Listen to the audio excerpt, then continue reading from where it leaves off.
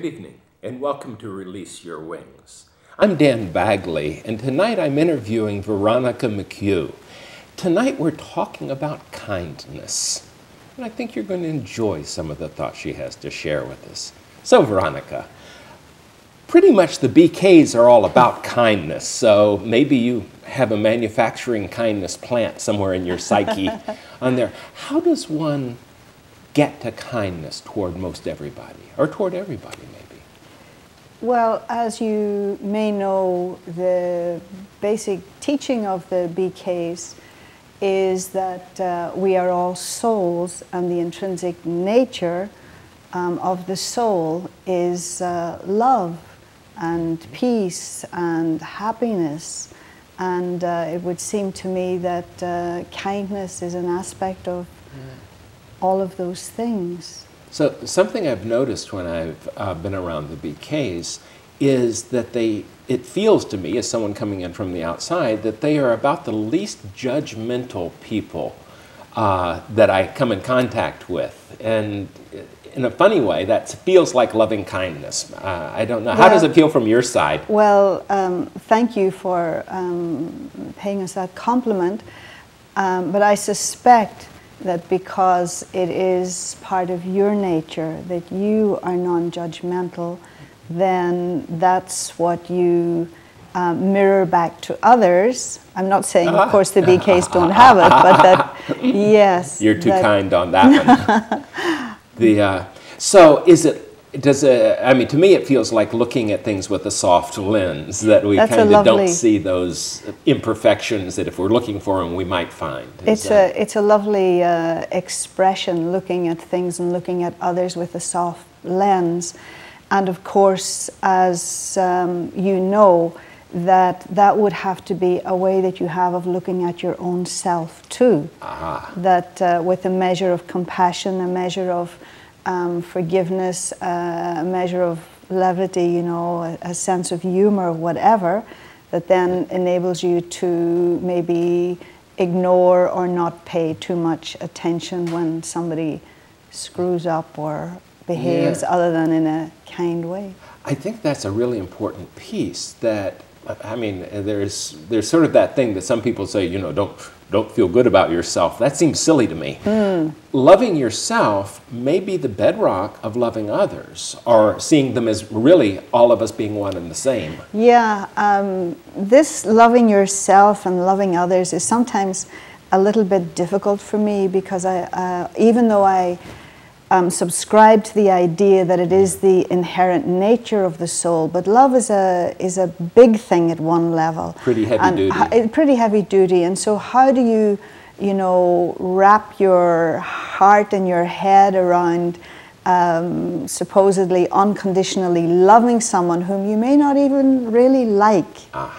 And for me then, kindness would be at one level the baby steps, and not to, you know, underestimate the power of kindness, but in terms of the road to love. That I may not know at this juncture how to love you, or that I have that sufficiently emerged in my own self, but I sure as heck do know what kindness looks like. I know what kindness and respect looks like. And so that... so that kindness, would it stretch to helping the other even if they didn't know behind the scenes you had helped them? Or is it just when you're face to face with them? No, that's an interesting thing. I think that the kindness ideally would not be to be seen by others, because we do recognize and subscribe to that idea that comes within Christianity, that if I'm doing it to be seen by others, then I will get my reward. Somebody will see it and they'll say, oh, isn't she nice?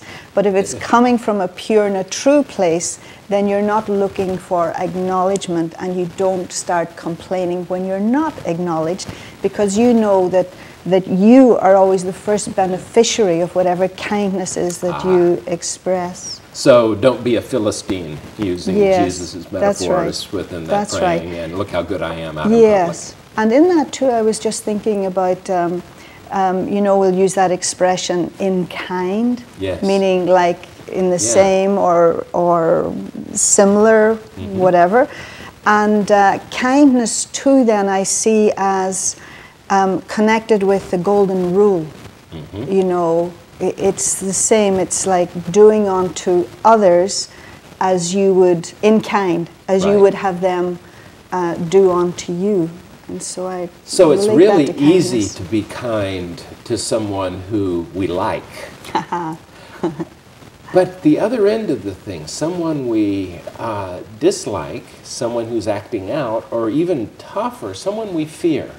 That's right. That may probably be the hardest if we fear, because we give them, our illusion is they have a power over us in some way that makes us less than capable. Yes. So within that, is the kindness, by doing the kindness, does that put us in a better place in terms of getting better treatment? Or, I'm not talking about the reason to do it. I'm wondering if there's, the goodness you get is worth it no matter what happens on the external. And I don't know that answer. I would think so, because you're not competing with someone else. If you are concerned with self-development and self-awareness and self-realization, then you know the onus is always on you and never on the other person. So that puts theoretically. Theoretically. But because if you buy into that, then, you know, at the best, you'd say, oh, wow, this person is difficult. Yes. Thank you for the way to improve myself. Thank you for the way to and if you're around people who are also interested in the same thing in terms of self-progress, well, then you can't hide. You can't, because once you start complaining, you're showing yourself. Yeah. You're complaining about the other person, or you're being unkind, and the only thing you're revealing is your own lack of patience or your own lack of kindness or whatever else. You're showing yourself. You can only ever, you know, project your own self. Perhaps that's what we're always doing. In other words, we look at other people, and what we're really seeing is the reflection of ourselves. Absolutely. You show me someone who sees sin everywhere, I'll show you someone who indeed lives in that world. Yes. So that everybody's there at one level, and not meaning to be unkind, but to facilitate my growth. And so I need the ones who are kind, that you know, to reflect that part of my nature. And then I need the other ones, and I've allocated them perhaps that role of not being so nice, and they will show me a side of me that I need to work on. That I haven't evolved yet or developed.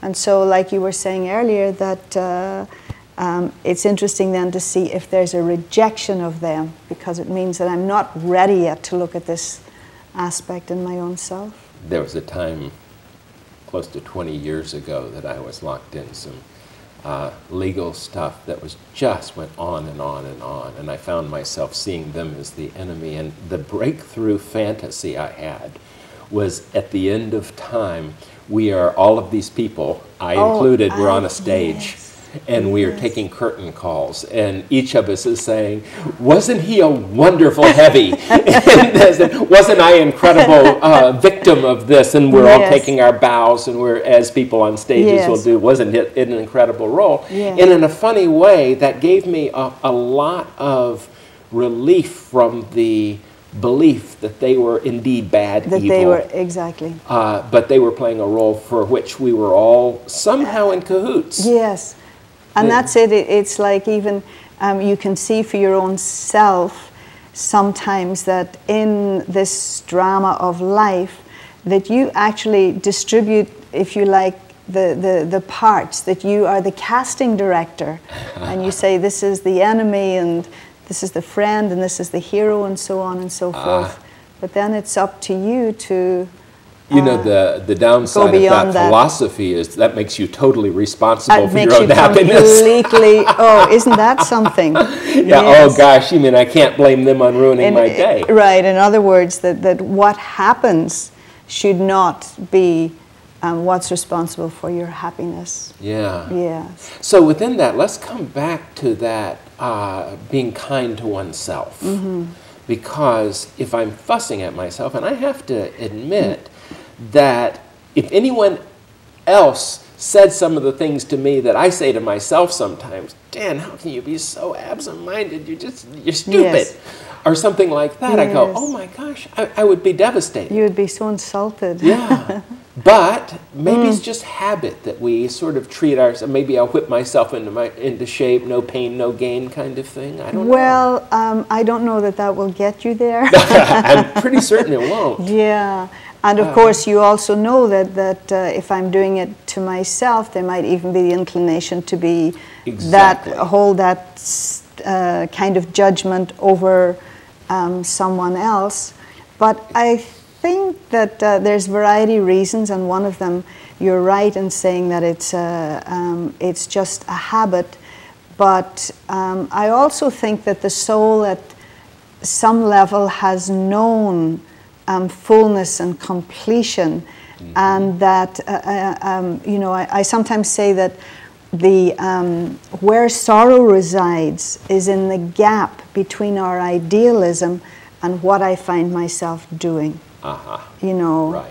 And then I beat up on myself for it. As if beating up on yourself helps. Is going to help, and sometimes that can be the residuals of my faith tradition, for instance. Exactly. We were taught to feel guilty, etc.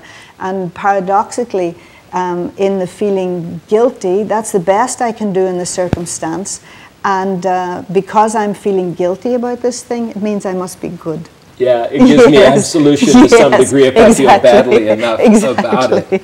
I occasionally I teach at the university, and I'll occasionally have a student who says she or he, normally it's she these days, is trying to quit smoking. And she said, every time I have a cigarette, I just hate myself. And I always find myself saying, don't do that. If you're going to have a cigarette, love yourself. That's right. And then just don't do it as often. That's right. Because hating yourself will create the craving for another cigarette. That's right. So it's not no pain, no gain. BKs, I think, would agree there's no pain, no pain. You can ideally. Like French fries at McDonald's. You want some pain with that? Yeah, ideally, because old habits die hard. Yes. So kindness to self is the foundation for kindness to others. Kindness to self. Well, again, sometimes we have to admit that it is possible to practice on others. That so sometimes I can feel better about you than about myself. That's nice. So by practicing on others, maybe it gives me the encouragement to be nicer. That's right. And then ultimately, I think that through that, you can reach the point where there is genuine love. Yeah. So this, probably the opposite of kindness is resistance to what someone is. Absolutely. So absolutely. The acceptance may be also one of the first behavioral things we do. Acceptance of kindness. However you are, whoever you are. Wherever you are right now. Yes, exactly. So within that, maybe the kindness just makes life every day a little easier because there aren't so many, quote, idiots out there getting in my way, driving too slowly, coming all the way down from north to get in front of me and drive 7 miles an hour. But it makes life so much easier and so much more pleasant. The other one seems so forceful to have to be complaining and that nobody's up to snuff and anything. It just makes for an easier and a much more pleasant life. So does kindness mean you give everybody everything they want? In other words, I can almost imagine someone saying, well, that means everyone's going to run all over me because I'll always do what they tell me to. Yes. No, I don't think that's the case. But if you understand really, truly what they do want, that's so it, is to be able to see beyond what they're asking for and see what they really need, and to be so full in your own self that yes, you can satisfy that. You don't reject them thinking they're wanting too much or they're going to want more, but see what they're really asking for, and it could just be acknowledgement. So that's a very nice way to wrap up to something you said at the beginning, that really kindness is listening to people, acknowledging them, and seeing them in a way that There is a perfectionism regardless of how they're showing up on the surface. That's right. Yeah. Good. Maybe that is the best thought on kindness I can have at this moment. Thank you, Brahma. Oh, pleasure. Thank you, Dan. Thank you, and thank you for joining us tonight. Good evening.